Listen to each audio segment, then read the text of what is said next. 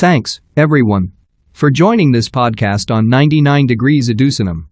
Before we start, if you have not subscribed to our YouTube channel, please go ahead and subscribe now for the latest videos and updates. You can subscribe using the URL www.youtube.educinome.com.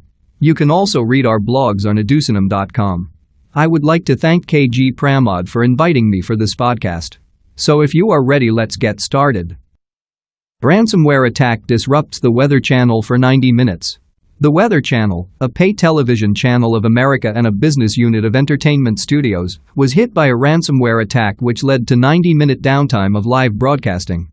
Later, the anchors returned to the show and informed viewers that a malware attack on its database caused the disruption, and now their systems are back to normal operations, all thanks to their backup and recovery plan. When the AMHQ show started at 6 a.m. in the morning Eastern Time, soon the show switched to the airing of a taped program, Heavy Rescue. After a 90-minute period, the anchors returned to the show and said that the program was aired as a filler to cover the disruption caused by a ransomware attack on their servers. The Weather Channel released an official statement saying that law enforcement is busy investigating the case. However, it did not disclose any further details about the incident and the suspects, as it was waiting for an incident to be probed thoroughly.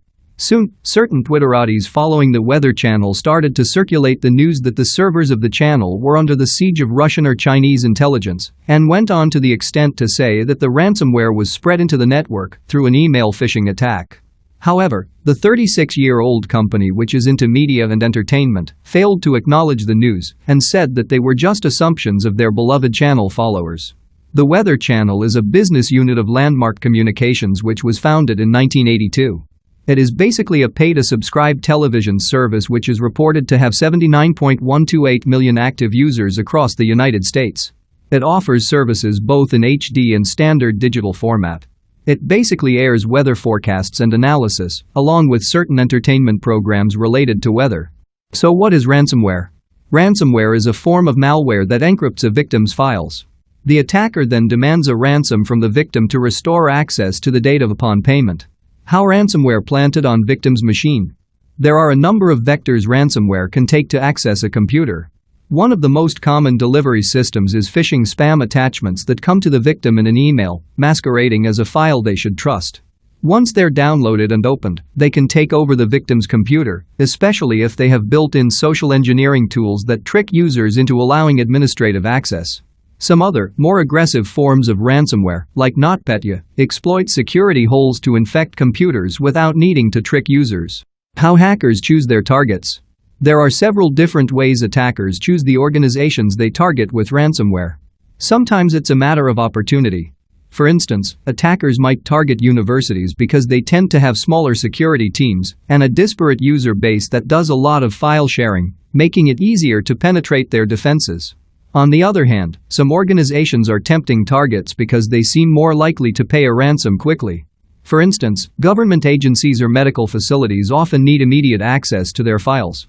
Law firms and other organizations with sensitive data may be willing to pay to keep news of a compromise quiet, and these organizations may be uniquely sensitive to leakware attacks. Some ransomware spreads automatically and indiscriminately across the internet. How to prevent ransomware attacks? Have Windows Firewall on at all times if you run Windows. Install an antivirus program that has a real-time virus scanner and automatically updates. Keep your browser and plugins up to date, including Adobe Flash Player, Java, etc. Maintain an up-to-date inventory of all of your digital assets, so hackers don't attack systems you've forgotten or don't closely monitor. Segment your file access so only authorized users have permission to make changes. Install pop-up blockers, as pop-ups are another way for ransomware viruses to enter your system. Keep your OS and applications up to date. Back up critical data on a regular basis so if you're a victim of ransomware, you can recover important data without being forced to pay up. Always have a copy of your data offsite, whether on an external hard drive, secure cloud, or best case scenario both. Never download attachments from unknown senders or sources you don't know.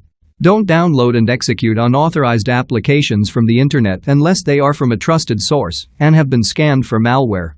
So in short, the prevention is done by review and update network security. Ensure data and hardware are adequately protected.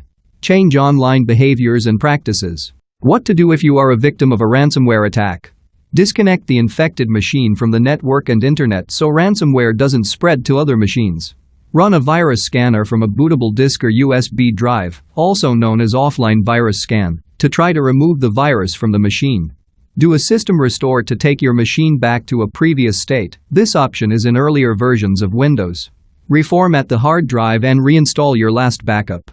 With that said, we come to the end of the podcast and we'll meet next time with another topic.